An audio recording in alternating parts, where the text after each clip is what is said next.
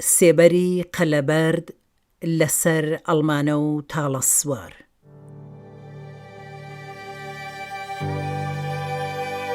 بیرەوەریەکانی مەلەکە مستەفا سوڵتانی. مۆسیقا پێدرام شەهلایی. تۆمار و خوێندنەوە شەهین شەهلایی. ئاڵلقەی 26. کاتێک چووینە مەقەڕی بەغدا و وێنەی باوکی بە دیوارەوە دی، ئەمجار تێگەیشت و دەستی کردەوە بە گریان.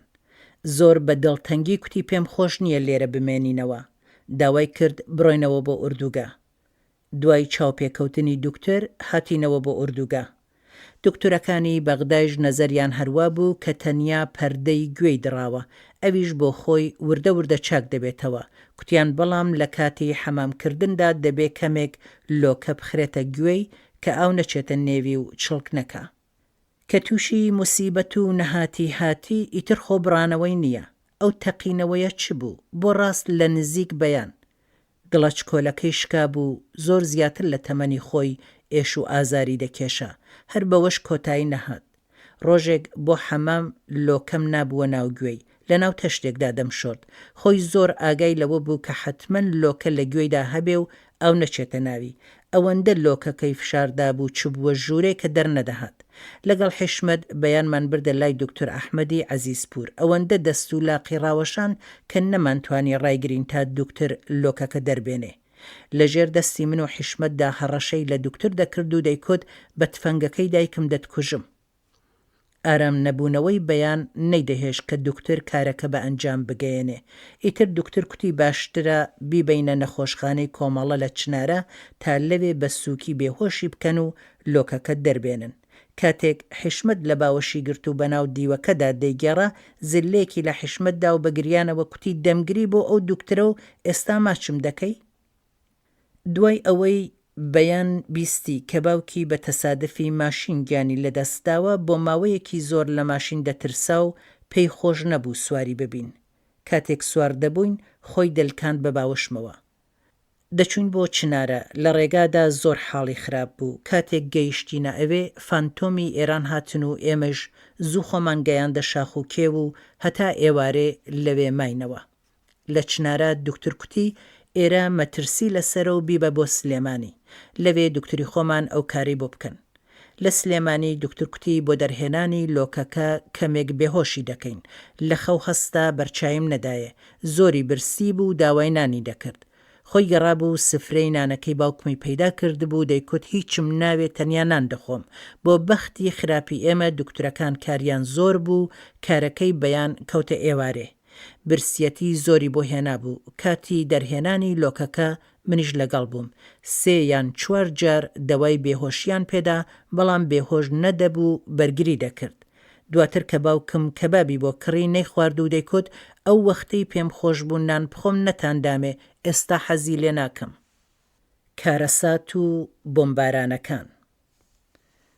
ساڵی 1366 و 1367 هەتاوی واتە 1970 و 1970 زاینی، کوردستانی عێراق تووشی زۆر کارەساتی سامناک و کۆمەڵکوژی کەموێ نەبوو. ڕژیمی زاڵمی بەعس بە ئەنفال و قەڵاچۆکردنی خەڵکی بێتاوان بە چەکی شیمیایی هەزاران کەسی کوشت و چەند هەزاری تریش بریندار بوون. ئێمەیش بەرکەوتین و کارەساتی زۆرمان بەسەر هات. گوردانێک لە پێشمەرگەکانی ناوچەی سنە گوردانی شوان کە بنکەیان لە بیارە بوو، کاتی بۆمبارانکردنی شاری هەڵەبجە لە قەراق ڕووباری سیروان وەبەر ئەو بۆمبارانە شیمیاییە کەوتن و زۆربەیان تێدا چوون و پاسارانی حکوومەتی ئێرانی ژمارەیەکیان لێبەدیل گرتن و تیربارانیان کردن. 3 جار ئوردوگای بۆتێ بۆمباران کرا. دوایین جار حکوومەتی بەعس بۆمبارانی شیمیایی کردین و ژمارەیەکی زۆر لە هاوڕێیانمان گیانیان لەدەستا. ماوەیەکی زۆر بوو هەموو ڕۆژێ سەر لە بەیانی فڕۆکە جەنگیەکانی ئێران بەسەر ئوردوگای ئێمەدا دەهاتن و دەچوون. ڕۆژێک بەیان کە لە پێش چادرەکە بوو لە ناکاو بانگی کرد دایە لە ئاسمانەوە بۆشکە بەردەبێتەوە. هەمومان تێگەیشتین کە ئەوە شتێکی نەئاساییە و هەڵاتینە دەرەوە. نەجمەی گۆڵپەروەر بەیانی گرتە ئامێز و ڕاکشا و ئێمەش خۆماندا بە زەویدا. فڕۆکەی ئێران هەموو ئۆردوگای بۆمباران کرد. بەخۆشیەوە ئەو جارە تووشی زەرەر و زیانی گیانی نەبووین. دەوروبەرمان پڕ ببوو لە پارچە ئاسنی بۆمبەکان. بەیان لە کەسێکی پرسی تۆ ترسای؟ پاشان کوتی من نەترسام، تەنیا لەشم زۆر لەرزی. بەرپرسی نظامی کۆمەڵە بڕیاریدا هەموو لە ئوردوگا بچینە دەرێ. کاتی بڵاوبوونەوەی بەرنامەی ڕادیۆی کۆمەڵە دیسان فڕۆکەکان هاتنەوە سەرمان. ئێمە چووینە کێوێکی بەرز لە پشتی چادرەکانی خۆمان لە ژێر تاشە بەردێکی گەورە جێگیر بووین. ڕەشاشێک لەسەر و تاشە بەردە بوو کە ئێمە لە ژێریدا خۆمان حەشاردا بوو. بەرپرسی نظامی دەستەکەی ئێمە بیری لەوە نەکرد بووەوە کە جێگاکەمان زۆر مەترسیدارە و بۆ خۆ حەشاردان نابێت. کاتێک بەرنامەی ڕادیۆ دەستی پێکرد دیسان فانتۆمەکان هاتنەوە و ئوردوگایان بۆمباران کرد و دەوروبەرمانیان بە توندی کوتا. لە ژێر ئەو بەردەدا بۆمبارانی فانتۆم و قرمژنی دۆشکەی خۆمان کە تەقەیان لە فڕۆکەکان دەکرد تێکەڵ ببوون. کەس بە تەمای خۆی نەبوو. بەیانم تون لە باوەش گرت بوو. حاڵی خراپ ببوو و دەڕشاوە و خوێنی لوتیشی بەر ببوو. هاواری دەکرد پێم خۆشە بچمە باوەشی پیاوێک. عەبدوڵڵا هوشیاریان کە لەولاترمان بوو لە حەوڵدا بوو بێت و بەیان بگرێتە باوەشی خۆی. نەمهێشتە و کارە بکە. 3 کەس لە هاوڕێیانمان عەزیزی ئەسکەندەری ناسراو بە خەنجەر، ڕەحمانی فەرشگەر و ڕەزا یەسرەبی بەداخەوە گیانیان لەدەستدا. ماوەیەک بوو کۆمەڵە خەریکی خۆ ئامادەکردن بوو بۆ بەستنی کۆنگرەی 6. کۆنگرەکە لە ئوردوگای بۆ تێگیرە. بڕیار و پەسەندکراوەکانی ئەو کۆنگرەیە لە ڕاستیەکان زۆر دوور بوو. لە کۆنگرە باسی ئەوە دەکرێت کە تێکۆشانی کۆمەڵە لە کوردستان بەشێکی چکۆلەیە لە تێکۆشانی گشتی حزبی کۆمونیستی ئێران. هەروەها لەسەرەوە قسەکرا کە جوڵانەوەی کوردستان پەیوەندی پێوەلکاوی بە خەباتی سەراسەری ئێرانەوە هەیە. هەر بەرەو پێشچوونێک لە جوڵانەوەی کوردستان کاردانەوەی لەسەر خەباتی سەراسەری دەبێت. ئەم پەسەندکراوانە لە کاتێکدایە کە حزبی کۆمونیستی ئێران لە هیچ شوێن و جێیەک هیچ پێگەیەکی کۆمەڵایەتیان نەبوو، ئەوەی لەو نێوەدا بەردەوام چالاک و خاوەن پێگەی کۆمەڵایەتی بوو، تەنیا هەر کۆمەڵە بوو.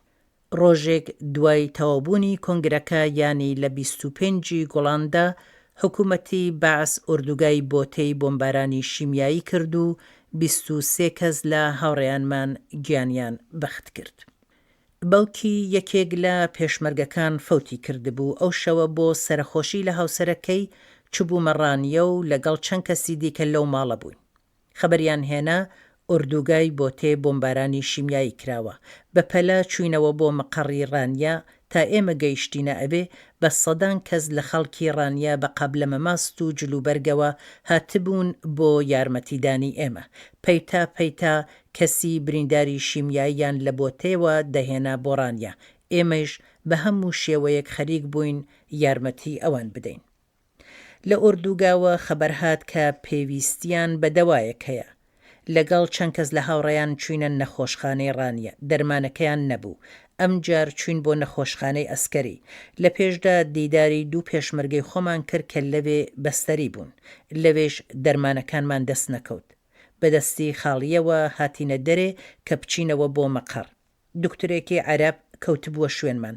لە دەرەوەی نەخۆشخانەکە بانگی لە ڕەزای برام کرد و بە عەرەبی شتێکی بە ڕەزا کوت کە تێنەگەیشتین. لە ژێر کراسە سپیەکەیەوە بەستەیەک دەوای دەرهێنا و دایە دەستی ڕەزا. دیارە ئەو دکتۆرە ئینسانێکی مرۆڤ دۆست بوو. ئەو بۆ ئەوەی کەس پێی نەزانێ نەیویست بوو لە بەرچاوی هاوکارەکانی دەواکانمان بداتێ. باخچەی منداڵان. بەهاری ساڵی 1367 هەتاوی واتە 1970 زاینی ناچار بووین بۆ تێچۆڵکەین و بچینە شوێنێک لە بەینی بۆتێ و ڕانیا بە ناوی گوڵان. لەو ڕووداوانەدا منداڵەکان زۆر ترسا بوون. بە هەوڵ و تێکۆشانی ژمارەیەک لە هاوڕێیان و بە تایبەت دایکەکان ناوەندی کۆمەڵە بڕیاریدا لە یەکێک لە شارەکان ئیمکانات و جێگایەک بۆ دامەزران و حەسانەوەی منداڵەکان دابین بکرێ. شەهلای قەشقایی و گۆڵڕۆخی قوبادی بەرپرسی ئەو ئەرکە گرنگە بوون و لە شارۆچکەی ڕانیا دەست بەکار بوون. بەردەوام چەند کەس لە دایک و باوکەکان لەوێ دەبووین و یارمەتیمان دەدان. ئیمکاناتەکە کەم بوو. هەوڵماندا جێگایەکی تۆزێک ئارامتر بۆ منداڵەکان دابین بکەین.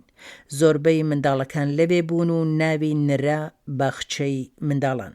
خانوویەکی چکۆلە بوو بە پێی توانا و ئیمکاناتەکە بەرنامەمان دانابوو بۆ فێرکردن و بارهێنانی ئەو منداڵانە. ژمارەیەک لە بنەماڵەی پێشمەرگەکان لە ڕانیە دەژیان. بڕیارماندا منداڵەکانی ئەوانیش بێن بۆ باخچەی منداڵان و لە ئیمکاناتەکەی کەڵک وەرگرن. هەر بنەماڵەیەک چەند منداڵیان هەبوو. یەکێک لە بنەماڵەکان 2-3 کچیان بوو. ڕۆژێک کچەکان درەنگ هاتن. کاتێکیش کە هاتن نەیان دەتوانی باش بە ڕێگادا بڕۆن و لاق هەڵێننەوە. دایکیشیان لەگەڵیان هاتبوو. بەرەو پیریان چوین و پرسیارمان کرد چ بووە. دایکیان کوتی هیچ نەبووە، کچەکانم سونەت کردوون. هێندێک کەس بە خەتەنەی کچان کە بەڕاستی کارێکی زۆر خراپ و نائینسانیە و جەستەی کچان سەقەت دەکەن دەڵێن سونەت. بە بیستنی قسەی ئەو دایکە زۆر ناڕەحەت بووین. لەسەر ئەو کارە چەوتە لەگەڵ ئەو دایکە زۆرمان قسە کرد کە سوودێکی نەبوو، سوور بوو لەسەر ئەوەی کە کارێکی باشی کردووە. ئەو ماڵ و ئیمکاناتە جوابدەرەوەی ئەرکەکانی ئێمە نەبوو. لە سلێمانی خانوویەکی گەورەتر بە ئیمکاناتی باشترەوە بۆمان دیاری کرا. هەروەها چەند کەسی تریشیان نارد بۆ یارمەتیمان. دوای ماوەیەک سدیقەی مەحەممەدی و ئەزعادی حاجی حەسەنی بەرپرسایەتی ئەوەیان بە ئەستۆگرت. وەک پێشوو دایک و باوکەکان بەنۆبە و بۆ ماوەیەکی دیاریکراو لەوێ دەمانەوە. هێندێک لە پێشمەرگەکان کە منداڵیان نەبوو پێیان خۆش بوو یارمەتیمان بکەن دەهاتن و لەوێ کاریان دەکرد. هەموو ئەو کەسانە زۆر بەدڵسۆزیەوە کاریان دەکرد. کەسانێک کە شارەزای بواری پەروەردەی منداڵان بوون و هەڵسوکەوتیان لەگەڵ منداڵەکان باشتر و هێمنانەتر بوو، زیاتر بوونە جێی متمانە و خۆشەویستی منداڵەکان.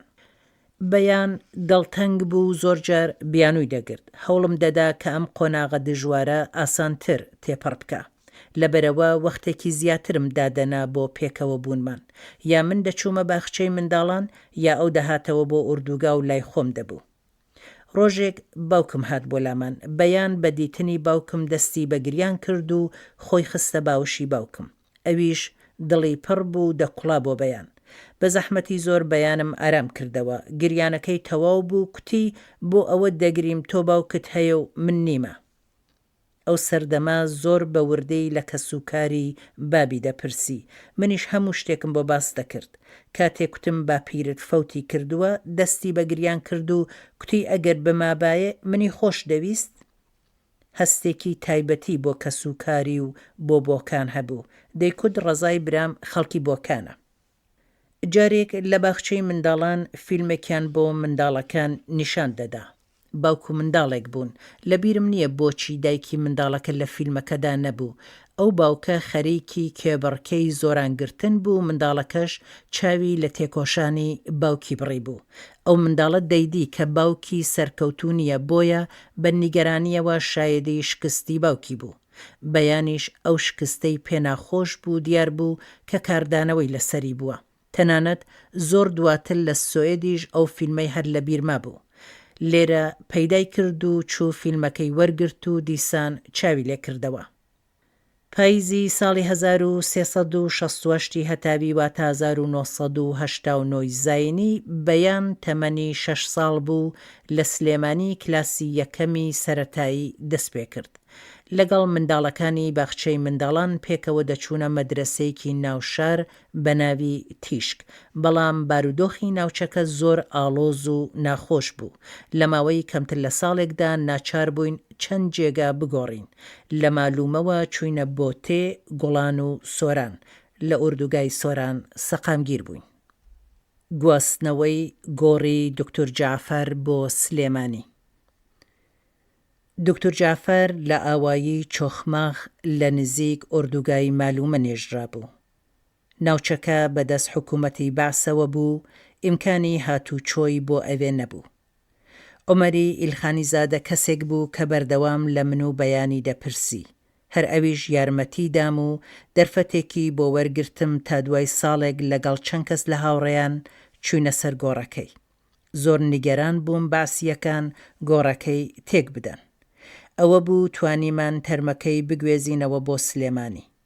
کارێکی ئاسان نەبوو، سەردەمێکی ناخۆش بوو، کوردستان ببووە گۆمی خوێن. هەڵەبجە و زۆر شوێنی تر بۆمبارانی شیمیایی کرابوون، بۆ خۆشمان تووشی زۆر کارەسات و ڕووداوی ناخۆش ببووین. دوای هەوڵێکی زۆر لە بەهاری ساڵی 1369 هەتاوی تەرمەکەی دکتۆر جعفەر لە چۆخماخەوە گوێزرایەوە بۆ گۆڕستانی شێخ ئەحمەدی هێندی لە سلێمانی و لە پاڵ هاوڕێکانی خۆی سدیقی کەمانگەر و گوردانی شوان بە خاک سپێردرا. چۆن کۆمەڵەیان تێکشکاند. هەروەک پێشتر باسم کرد، کۆنگرەی دووهەم دەستپێکێک بوو بۆ گۆڕانکاری لە سیاسەت و ڕێبازی کۆمەڵەدا. لەو کاتە بەدواوە هەتا دەهات ڕێبازی کۆمەڵە زیاتر وەلادەنرا و ئەو تەشکیلاتە چالاک و خەباتکارە بەلاڕێدا دەبردرا. لە ساڵی 1367 هەتاوی واتە 1980 زاینی بەدواوە ڕەوتی ئاڵوگۆڕەکان خێراتر بوونەوە و ڕووداوی جۆراوجۆر زیاتر دەقەومان. ئەم ڕێکخراوە جەماوەریە ڕۆژ لە دوای ڕۆژ زیاتر دەکەوتە سەرڕەوتی هەرەسێنان.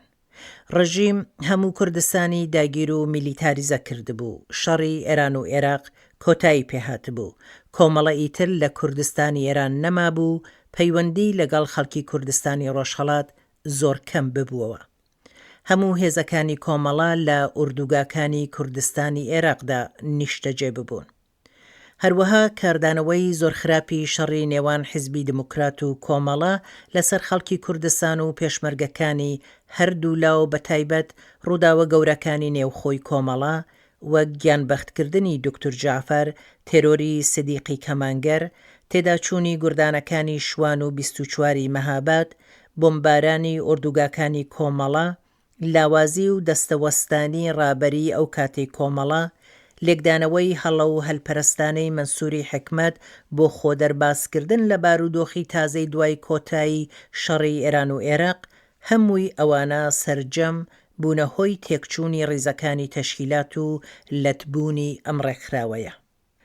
ساڵی 1368 هەتاوی واتە 1989 زاینی مەنسووری حکمەت لە ئوروپا سێمینارێکی لەسەر چالاکی و هەڵوێستی کۆمەڵە گرتبوو. دەیکوت کۆمەڵە ئێستا کەوتووەتە بەرەی ڕاست و ناسیۆنالیزم. عەبدوڵای موحتەدی و شوعەیبی زەکەریایی کە هەردووکیان ئەندامی کۆمیتەی ناوەندی حیزبی کۆمونیستی ئێران بوون، بۆچوونەکانی مەنسووری حکمەتیان قبوڵ کرد و لەم بوارەدا زۆر چالاک بوون. ئەوەی زۆر جێی سەرنج بوو بێدەنگی و هەڵوێست نەگرتنی بەشێک لە کادرەکانی کۆمەڵە بوو کە لەو سمینارەدا بەشدار بوون. ماوەیەک دوایە و سمینارە خسرەوی داوەر ئەندامی کۆمیتەی ناوەندی حیزبی کۆمونیستی ئێران هاتەوە کوردستان و لەم لاو ئەولا هەڵسەنگاندن و لێکدانەوەکانی سمینارەکەی سەبارەت بە کۆمەڵە باس کردبوو. برایمی عەلیزادە لەسەر باس و لێکدانەوەی خسرەوی داوەر کۆبوونەوەی بۆ ئەندامان کرد و ڕەخنەی لە شێوەی باسەکان گرت و بۆچوونەکەی ئەوی پێچەوت بوو. ئەوجار ئیتر خسرەوی داوەربای داوە و هەڵسەنگاندنی خۆی بە شێوەیەکی نەرمتر گێڕاوە. کۆمیتەی ناوەندی حیزبی کۆمونیستی ئێران باسەکانی ئەو سمینارەیان بۆ ناوەندی کۆمەڵە نرد. ڕێبەری کۆمەڵە ئەم بۆچوونە تازەیەی مەنسووری حکمەتیان لەگەڵ هەموو ئەندامان وەک پرسێکی جددی نەخستە بەرباس و لێکۆڵینەوە، بەڵکو لە کۆبوونەوەیەکدا تەنیا لەگەڵ بەرپرسان و بەشێک لە کادرەکان قسە و باسییان لەسەر کرد.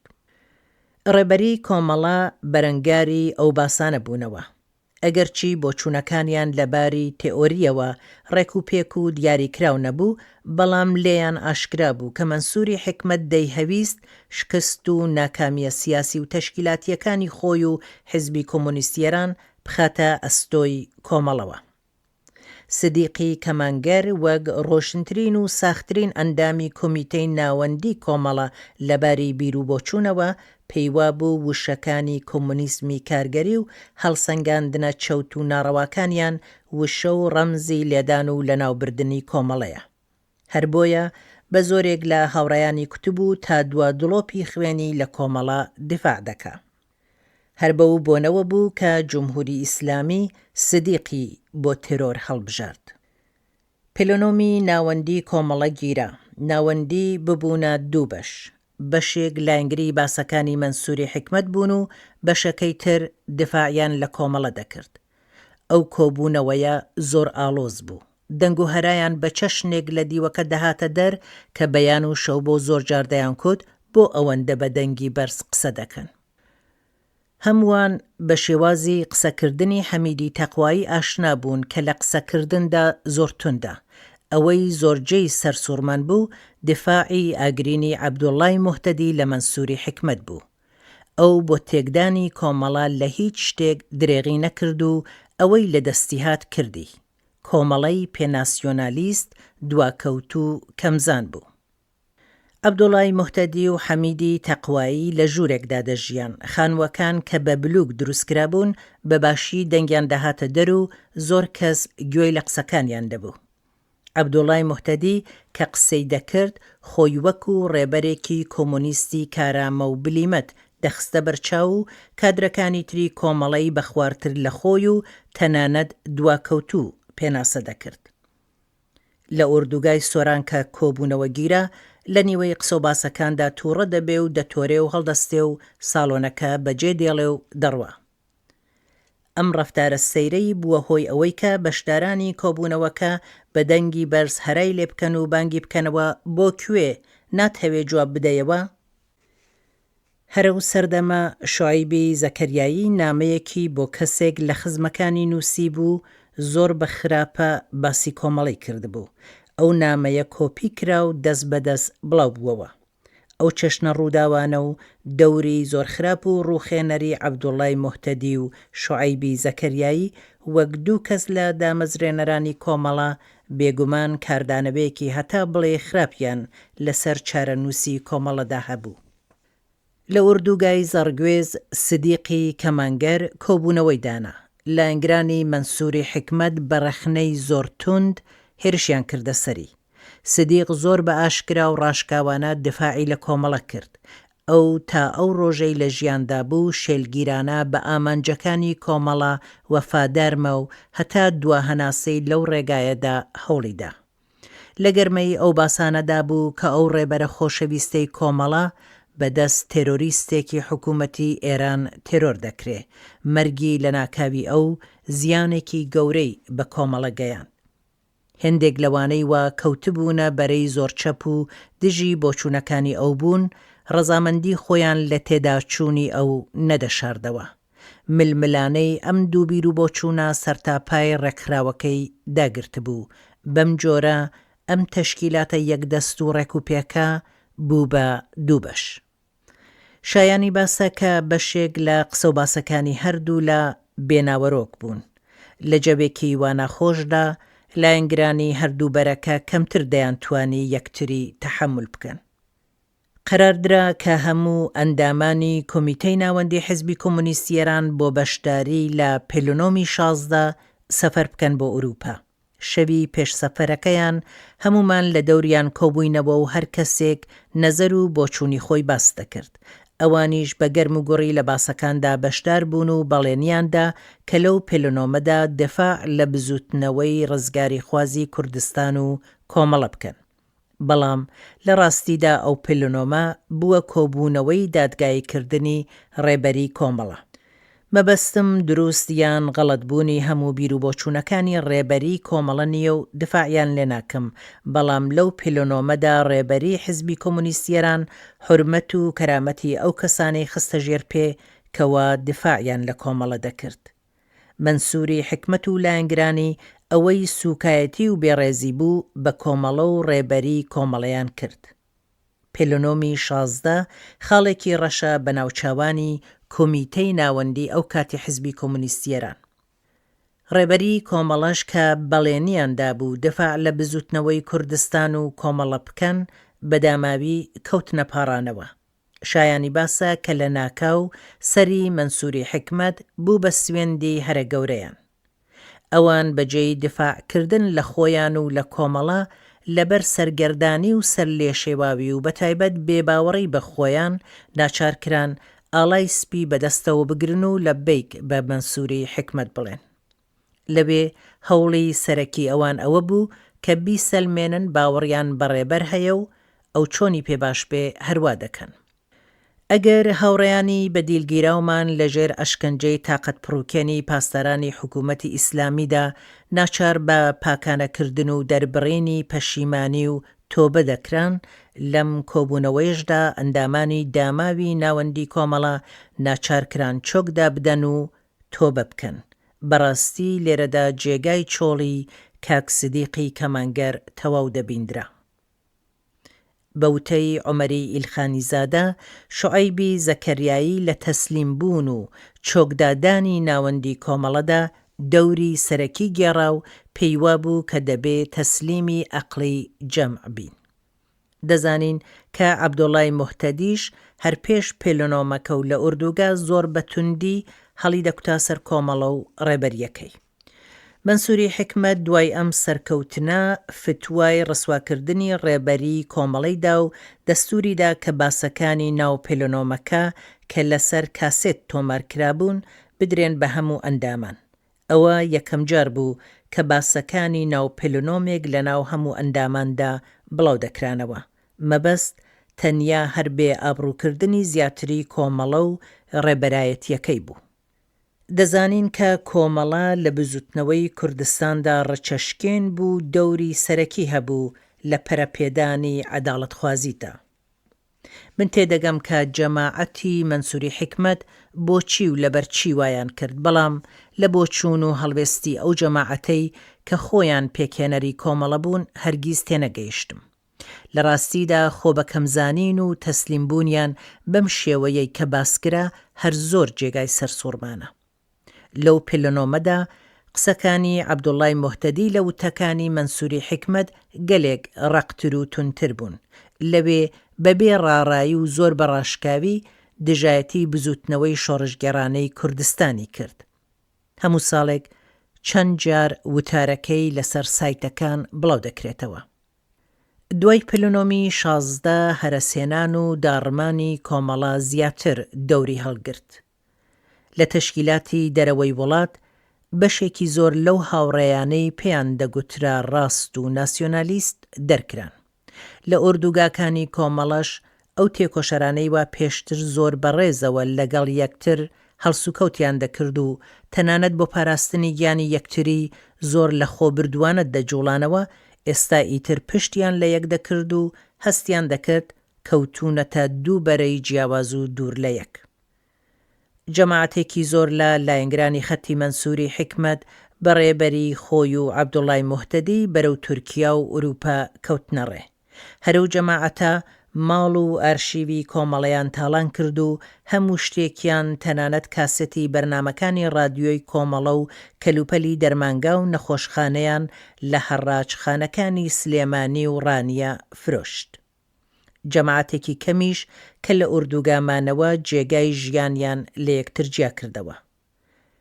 ژمارەیەک لە هاوڕێیان کە بەرەو ئوروپا چوبوونە تورکیا کاتێک ئاگادار کران کە هەوڵێک بۆ ڕێکخستنەوەی کۆمەڵە و ئاوەدانکردنەوەی ئوردوگاکانی هەیە، لە تورکیاوە گەڕانەوە بۆ ئوردوگا.